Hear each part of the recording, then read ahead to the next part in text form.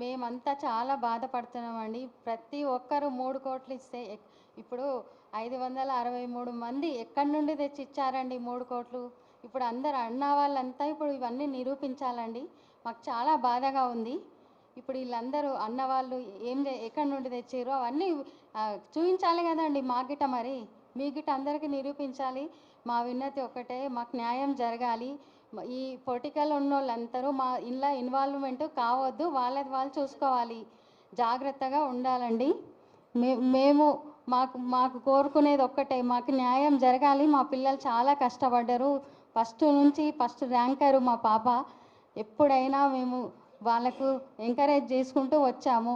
కానీ ఇన్స్టిట్యూట్ వాళ్ళు చాలా ఇబ్బంది పెడుతున్నారు. ఇప్పుడు మళ్ళీ రాయించాలి ఎగ్జామ్స్, మళ్ళీ రాయించాలంటే ఏం తప్పు జరిగిందండి? ఎక్కడ జరిగిందండి? 5 months నుంచి ఏం చేశారు వాళ్ళు అడగకుండా? జడ్జిమెంట్ రాగానే ఇప్పుడు ఎందుకు ఇవన్నీ మాట్లాడుతున్నారు? వాళ్ళు గిట్ట అర్థం చేసుకోవాలి కదండి. పిల్లలు ఎప్పుడు ఎంత కష్టపడి చదివితేనే ర్యాంకులు వస్తాయి. ఖాళీగా కూర్చున్న వాళ్ళకి ర్యాంకులు రావు కదా.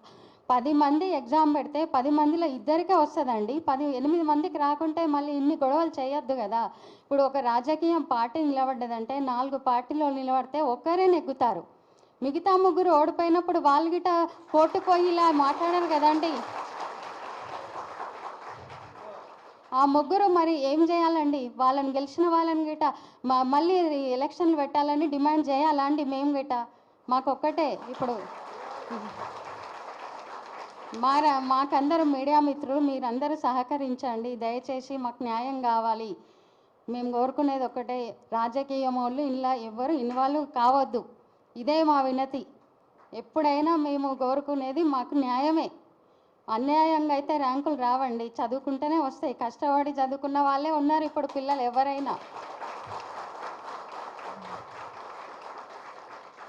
ఇప్పుడు ఇన్స్టిట్యూట్ వాళ్ళు వచ్చి రాయలేదు కదండి ఎగ్జామ్స్ పిల్లలకి. ఇప్పుడు ఎలా చెప్తున్నారు? మళ్ళీ ప్రిలిమ్స్ కాడకలు రాయమని. ఈ ఫీజులు ఎవరు కడతారండి? ఇన్స్టిట్యూట్ వాళ్ళు ఫ్రీగా చెప్తారా? ఇప్పుడు 3 ఏళ్ళ నుంచి వాళ్ళకి లక్షల ఫీజులు కడుతున్నారండి. ఎప్పటికీ అశోక్ నగర్లోనే ఉండాలా అండి పిల్లలంతా? అక్కడే మగ్గిపోవాలా?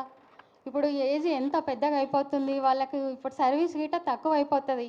ఎట్లా అండి? మీరు ఆలోచించండి. ప్రభుత్వంకి వినతి, మాకు న్యాయం కావాలండి. ఎవరైనా ఆలోచించండి. ఇప్పుడు ఈ 3 కోట్ల స్కాము 1700 కోట్లు ఎక్కడి నుండి స్కామ్ జరిగింది అన్న వాళ్ళు అంత ఈజీగా అంటారు. కానీ ఇప్పుడు నిరూపించాలండి అన్నవాళ్ళు. ఇప్పుడు మాది ఇదే అండి.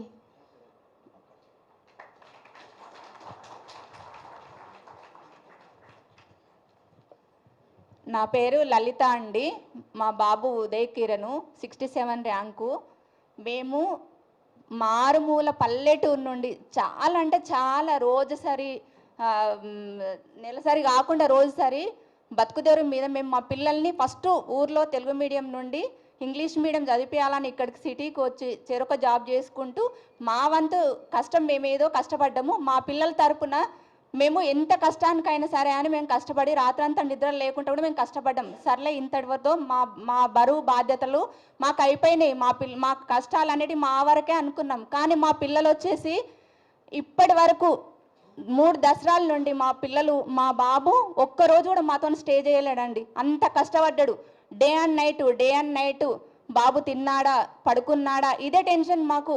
వాళ్ళు ఒక గోల్ అనుకున్నారంటే ఆ గోల్ సాధించాలని ఎన్ని నిద్రలేని రాత్రులు గడిపారో, ఎంత ఉపవాసాలు ఉన్నారో, ఎంత కష్టపడ్డారో అది మాకు కళ్ళ నిండా మేము వీడియో కాల్ చేసి మేము చూసినాం. ఒక్కొక్క రోజు 2కి 3కి రేపు ఎగ్జామ్ అనగా. ఇంకా అదేంటి కోచింగ్ సెంటర్లో అశోక్ నగర్లో ఉన్నప్పుడు కూడా చాలా రాజకీయాల తరపున